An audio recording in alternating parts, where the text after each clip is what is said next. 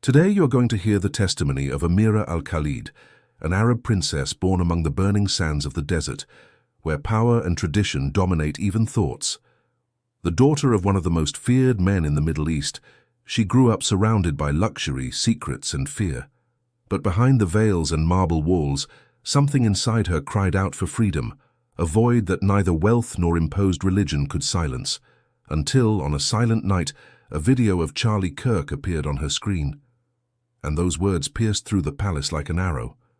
What began as curiosity turned into a war between faith and survival. Get ready, because this story will take you from the shine of royalty to the shadows of persecution, and to the light that transformed everything. And to begin, make sure you are already subscribed, like the video, and tell me where you are watching from, because this story is going to move you. I grew up surrounded by luxury, but not by freedom. My name is Amira Al-Khalid, daughter of Emir Rashid, and for as long as I can remember, the world told me what to think, what to wear, how to speak, and even how to breathe. The palace walls were made of white marble, but to me they were invisible bars. There were guards in every hallway, maids for every need, and a heavy silence that followed me wherever I went. Everyone believed I had everything, but no one knew how much I felt like a prisoner in my own home. As a child, I used to look at the stars above the desert and wonder if God really heard my prayers, or if I was just another lost voice among the sands. My father was feared, and his faith unquestionable. He said our family name was sacred, that our destiny was to uphold honor above any feeling, and I obeyed, because that was what was expected of me. I was taught to be perfect, to smile in front of guests, and to be silent before pain. Everything about me was controlled. Even the way I was supposed to dream. Outwardly, I was the exemplary princess. Inwardly, a soul suffocating in silence. When the sun set, I would walk through the palace gardens, among the roses and the scent of warm sand, trying to find some sign of life beyond duty. It was there, alone, that I cried without a sound, afraid even the walls would betray me. But destiny does not remain silent for long. One night, everything collapsed. I remember the sound of horses arriving in haste, the shouts of the guards, and my mother's empty stare. My brother Khalid, the heir, my father's pride, had been killed in a tribal ambush. The desert swallowed the emir's eldest son, and with him, part of our family's soul. The palace was plunged into mourning, but inside me something even more dangerous than sadness was born. A doubt. My father shut himself in fury, vowing revenge. He prayed for justice, but his voice trembled more with hatred than with faith. I watched it, and felt an ever-growing distance between the God I was taught to fear and the God I longed to know. Did he really demand blood? Did he desire fear? For weeks, I remained silent, refusing the ceremonies. For the first time, I dared to think for myself, and in my world, that was a sin. I began questioning everything, the words we recited, the stories we were told, the secrets everyone pretended not to see. Inside me, a restlessness grew that I could no longer contain. And then, one sleepless night, something changed forever. The wind moved the golden curtains when one of the maids, Layla, entered quietly and placed a small cell phone on the table. She knew it was forbidden, but she only whispered, "It's the only way to see the world outside, princess." My heart raced. The internet was a forbidden frontier for the women of our house. I touched the device in fear, as if holding fire in my hands. The screen lit up the room, and for the first time, I saw free faces, diverse opinions, voices that spoke without fear. I spent hours browsing, feeling as if I could finally breathe after years underwater, until one specific video appeared. An American man with a firm voice and a determined gaze. The title said, "Charlie Kirk speaks about freedom and Christian faith." The thumbnail blinked before me like a silent invitation.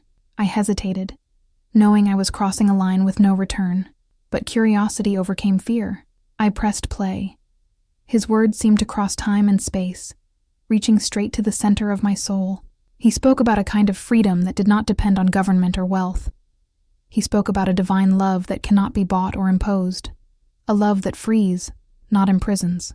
I did not fully understand what that faith was, but I felt something different, something that made me breathe deeper. In the days that followed, I watched every new video in secret. I locked the doors, turned off the lights, and wore headphones so no one could hear. And the more I listened, the more my heart opened. Every word seemed to tear a veil from my mind. You are seen, you are loved, and your life has purpose. That sentence echoed inside me like an impossible promise. I, a princess surrounded by luxury, had never felt so poor in spirit as in that moment. One night, while the wind carried the distant sound of prayers from the palace, I felt a strange impulse. I took off my shoes, knelt on the carpet, and closed my eyes. For the first time, I spoke to God without formulas, without repetition, without fear. If you are real, show me who you are. I don't want tradition. I want truth. The silence that followed seemed to have weight. The air grew lighter, my heart beat faster, and suddenly, a peace not of this world filled me. It was as if someone was there, present, even if unseen. I felt tears streaming down my face without knowing why. There was no sound, only an inner voice, gentle and firm, saying, "I have always been here, Amira." I lay still.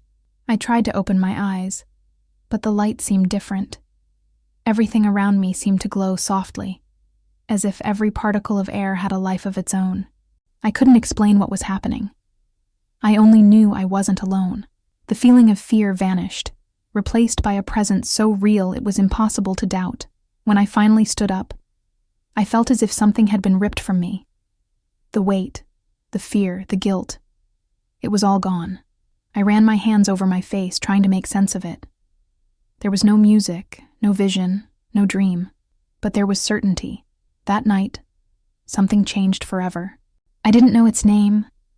I didn't know what it meant, but I was certain God had answered me. It was as if He had been waiting all this time for a simple request of mine. In the following days, I returned to the same place, always in secret, and prayed the same way. There were no memorized words, just sincerity. I felt alive, but at the same time, fear grew. What if someone found out? What if my father knew? What if they found my phone? Tension accompanied me with every step. I lived between two worlds. The visible, made of rules and obedience, and the invisible, made of peace and light. On the outside, I remained the perfect princess. On the inside, I was no longer the same. And this change, though silent, would soon begin to attract attention. Every glance from a guard, every servant who entered the room, made me shiver.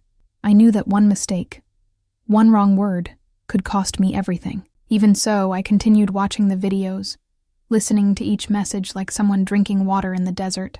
Charlie Kirk spoke of a Christ who knew the depths of the human heart, and I knew it was for Him my soul thirsted. At that time, I still didn't fully understand what faith was, but I felt something invisible guiding me step by step, as if a divine hand were guiding me through the shadows of the palace. Each night, my courage grew, and my fear gradually faded. I couldn't tell anyone. Not my mother, not my most loyal servant.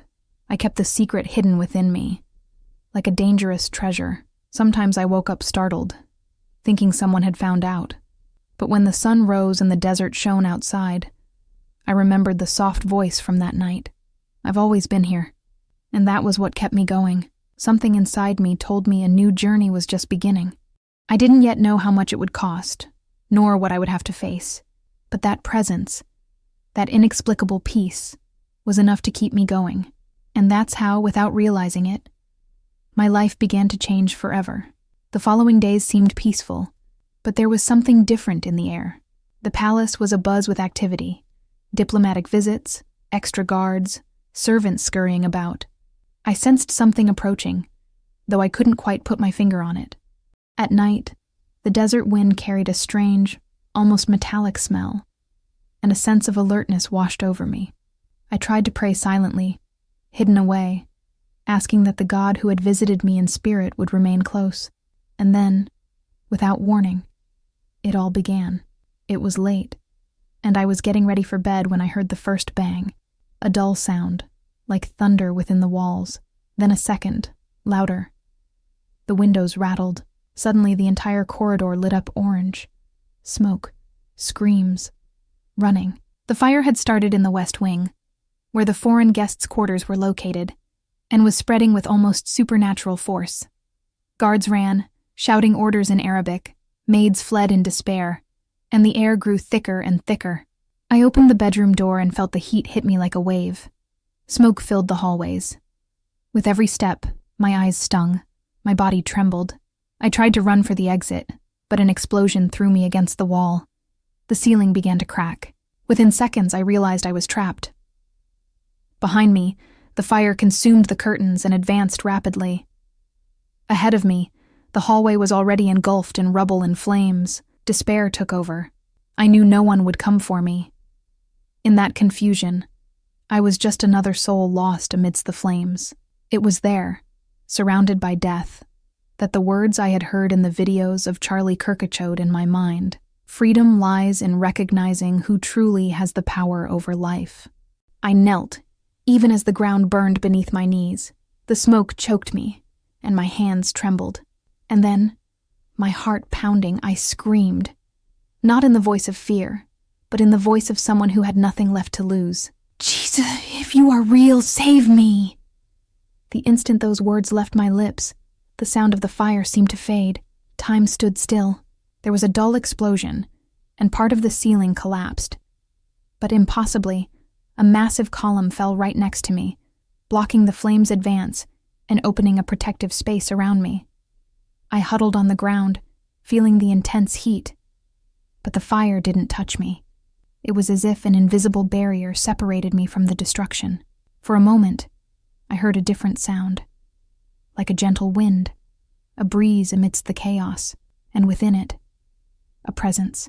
I didn't see a face. I didn't hear a physical voice, but my heart heard it clearly. I'm with you, Amira. The tears fell uncontrollably. I knew it wasn't a coincidence. I could feel, inexplicably, that I wasn't alone. Each second felt like an eternity, and the air around me grew lighter, as if a force enveloped me, driving away the fear. Minutes later, guards broke down the door and found me on my knees, covered in soot, but completely alive. They dragged me out, coughing and unsure how I had survived. When the doctor arrived, he examined my hands, my face, my hair. No burns, not even a mark. He shook his head, confused, and murmured, "That's impossible." But I knew what it was. There, amid the ashes, I understood the truth. The same God I had heard in Charlie Kirk's words, the God who doesn't impose fear but offers grace, had saved me. That night, while the fire still burned in part of the palace, I sat on the cool sand of the garden, watching the flames reflect against the dark sky, and for the first time in my life, I felt free. Not free from the world, but free within myself. I knew something greater was calling me, something that gold, titles, and power could never give me. But the miracle didn't remain hidden for long. The next day, everyone was talking about the princess who had escaped the fire without a scratch. Servants whispered, advisors murmured, and even the guards looked at me in amazement. The doctor himself, a serious and rational man, couldn't explain. He said I should have died, that the heat in that area was beyond bearing. And yet, there I was, intact. My mother wept when she saw me alive. My father, however, showed no emotion. His eyes, cold as steel, seemed to search for answers he didn't want to hear. And although no one dared to question me at that moment, I knew the questions would come. In the days that followed, something inside me began to shift. I could no longer repeat the same prayers. The old words felt empty, as if they had lost their meaning. Instead, I thought of love, of forgiveness, of truth. I spoke of peace, of the possibility of a God who reveals himself personally, who answers. But each time I spoke, I saw the discomfort on the faces around me. One morning over coffee, I mentioned something I'd heard on a video, about how true love casts out fear. The room fell silent. My father put down his cup and stared at me with suppressed fury. "Who taught you that?" he asked. I hesitated, trying to change the subject, but he insisted. "They say you have been reading forbidden things, and that you speak the name of a foreign god." The sound of the word foreigner rang like a sentence. I knew any answer would condemn me, but something inside me told me it was no longer time to hide the truth. I took a deep breath and said, I have found peace in Christ. He has saved me. The silence that followed was deafening. My father stood slowly, his face hard. His voice, firm, cut through the air. You have dishonored the name of our house. The daughter of Rashid Al-Khalid will never worship the God of the infidels. My heart sank. I tried to explain, to tell him that what I had found wasn't betrayal. It was life. It was light. But he wouldn't listen. He turned to the guards and simply ordered, Get up. From today on, she will remain in her quarters. No visitors. No going out. And so, the doors of my room became prisons. They took my cell phone, my books, even the small pieces of paper where I wrote verses and prayers. Silence once again dominated everything. But this time it was different. Before, the silence was empty.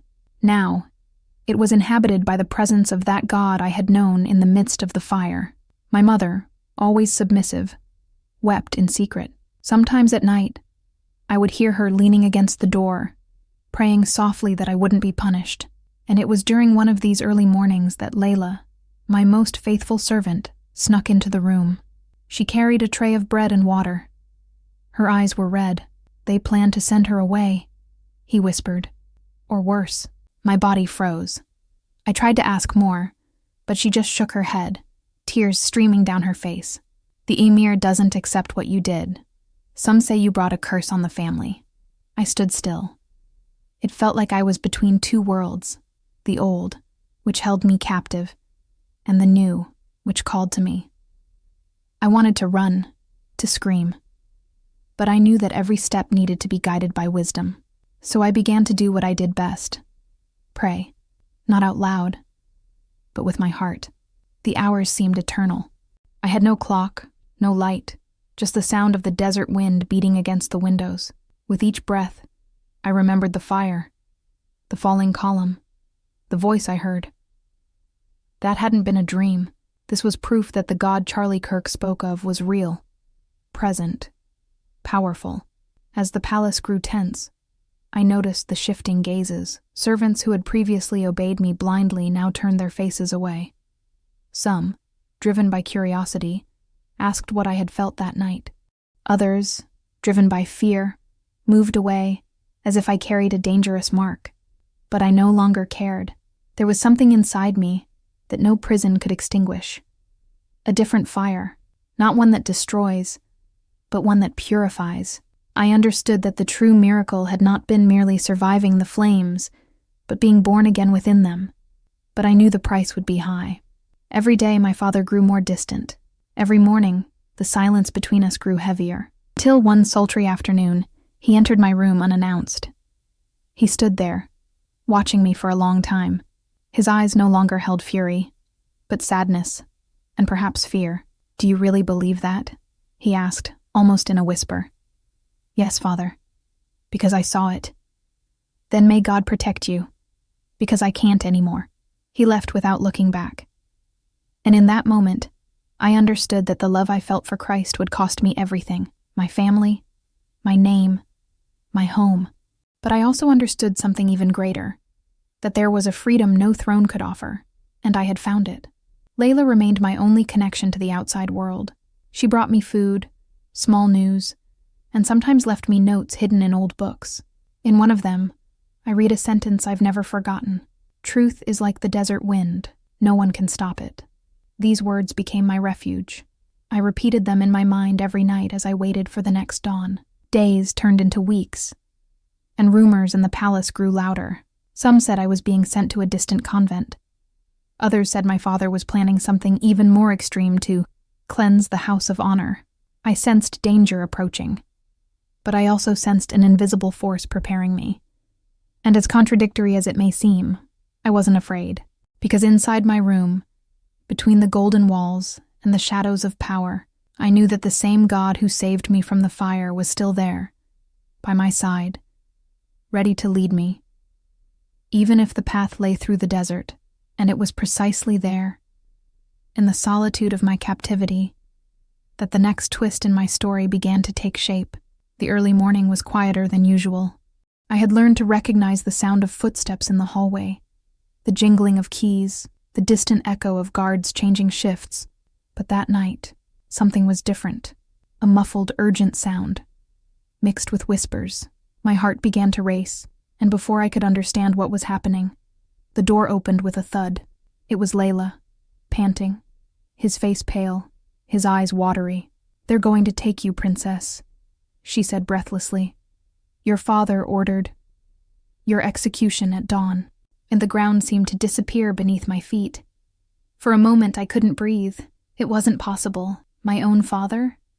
The same man who carried me in his arms as a child, who promised me nothing would happen to me? That man now wanted me dead. My blood ran cold, but Layla shook me by the shoulders. "We don't have time, Amira. We need to run now."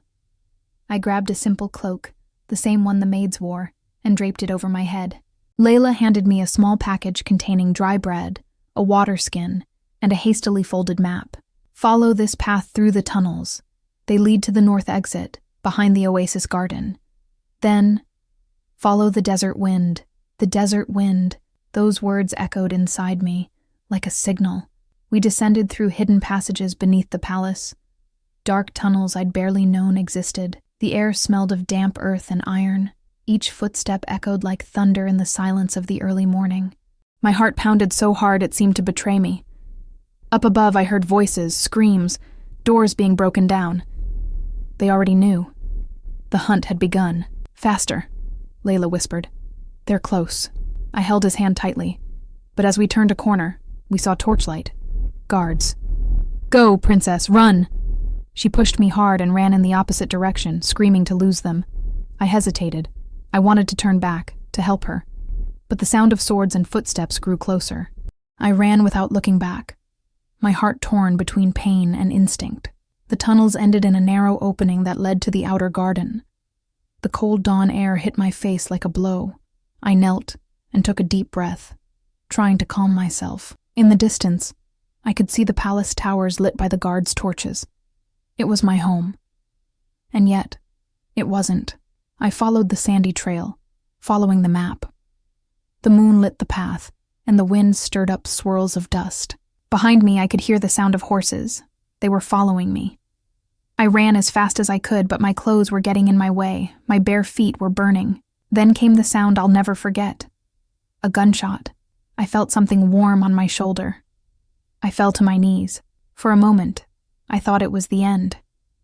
The blood was slowly draining, but I was still breathing. I remembered a phrase I had written on a piece of cloth days before. "He who began a good work in me will not let it go now." With what little strength I had left, I tore off part of the veil and tied it over the wound. The desert was vast, cruel, but I couldn't stop. I walked until sunrise, staggering, my body weak, my spirit burning. After hours that felt like days, I spotted something on the horizon. Tents. People. It was a humanitarian camp, with white flags and parked vehicles. I walked toward them, stumbling in the sand, until I fell before a group of men and women wearing Western clothing. A woman knelt and held me by the shoulders. "You're hurt. Oh my God, someone bring water." Before I passed out, I heard a familiar accent. A man with a short beard and kind eyes asked my name. I hesitated. Telling my real name meant revealing everything. "I'm Amira," I murmured.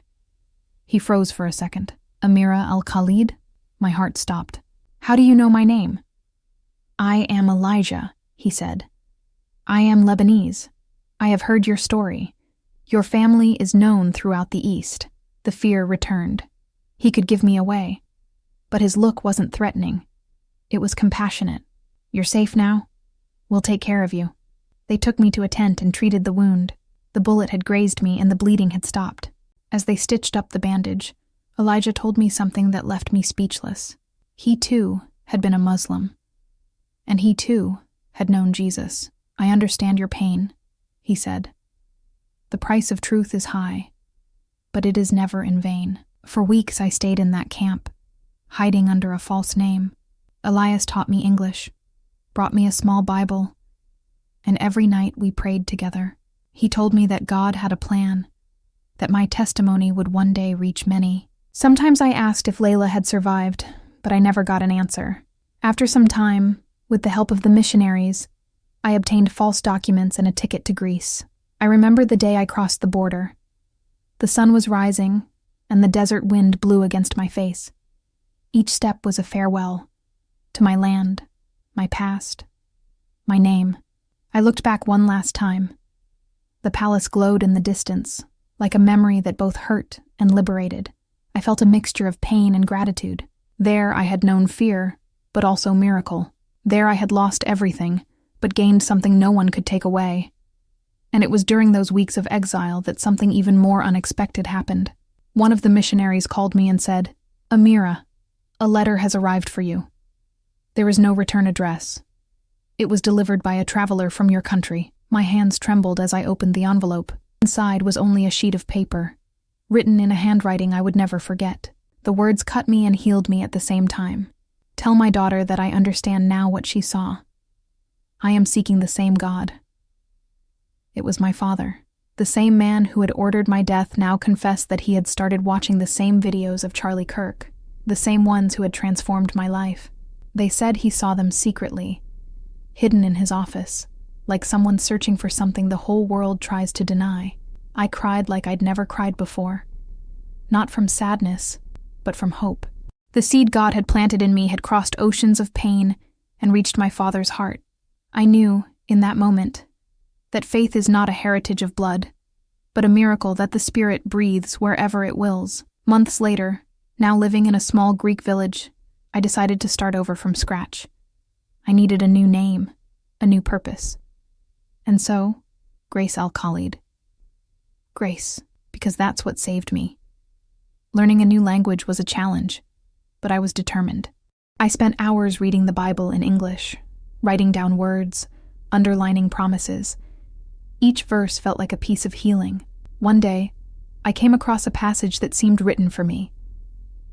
That's how I began working with humanitarian groups, helping refugee women from the Middle East who were fleeing the same pain I knew, women who had lost everything because of their faith. I listened to them, prayed with them, told them my story, and saw in their eyes the same sparkle that once appeared in mine. Little by little, my story began to spread, first in small prayer meetings, then in local churches, until a Christian journalist recorded an interview with me. The video went viral. Suddenly, messages began arriving from around the world. People said they had regained their faith, that they had forgiven, that they had found the strength to start over. I still remember the first time I stood on a stage to give my testimony. The lights, the attentive faces, the sound of hearts beating along with mine. I was trembling, but when I began to speak, I felt the same presence that had once saved me from the fire. "I have lost a golden crown," he said, "but I have gained an eternal crown." These words became my motto. I was no longer a princess surrounded by guards, but a servant surrounded by grace. And each time I told my story, I saw tears, hugs, and a rekindled faith. People who would never have imagined an Arab princess could follow Jesus now saw in me not a scandal, but a sign of hope. Loneliness still visited me sometimes. I thought of my mother, of Layla, of the palace. I wondered if my father was still alive, if he was still secretly watching the videos. And every morning, before starting the day, I prayed, "Lord, reach his heart. Show him that love is stronger than honor, that forgiveness is more powerful than fear." Time passed, but the flame within me never went out. Fear gave way to serenity, and tears gave way to peace. Today, when I close my eyes and remember the girl I was, that princess surrounded by luxury but empty inside, I realize that God took me to the desert not to punish me, but to free me. And even though the world will never fully understand, I know what I lived. I know what I heard. I know the God who saved me. From fire, from fear, from lies, and most of all, from myself. This is the testimony of Amira Al-Khalid, the princess who exchanged the gold of royalty for the grace of a living faith. A woman who lost everything the world considered valuable, but found what no one could take from her, the real presence of God. Her journey, from the desert to exile, from fear to freedom, reminds us that no heart is too far away for Jesus to reach. How many times have we felt trapped in invisible castles, surrounded by doubts, traditions, or old wounds? Amira's story is proof that when everything falls apart, it is the love of Christ that remains standing. She was persecuted, betrayed, and forgotten but never abandoned. And perhaps in some way that story is speaking to you now. If you've made it this far, it's because something deep inside you has been touched. So make sure you're subscribed to the channel, like it so more people can hear messages like this, and write in the comments, "I love Jesus," so that the whole world knows that faith is still alive. And get ready, because the story that follows will give you goosebumps. The next video, which is already appearing here on the screen, tells the real-life story of a former imam who was stalked and almost lost his life after watching a video of Charlie Kirk's story as impactful as Amira's, and one that will show how God continues to reveal himself even in the most unlikely places on the planet. Click now and continue this journey of faith, courage, and miracles, because what you'll see next will renew your hope.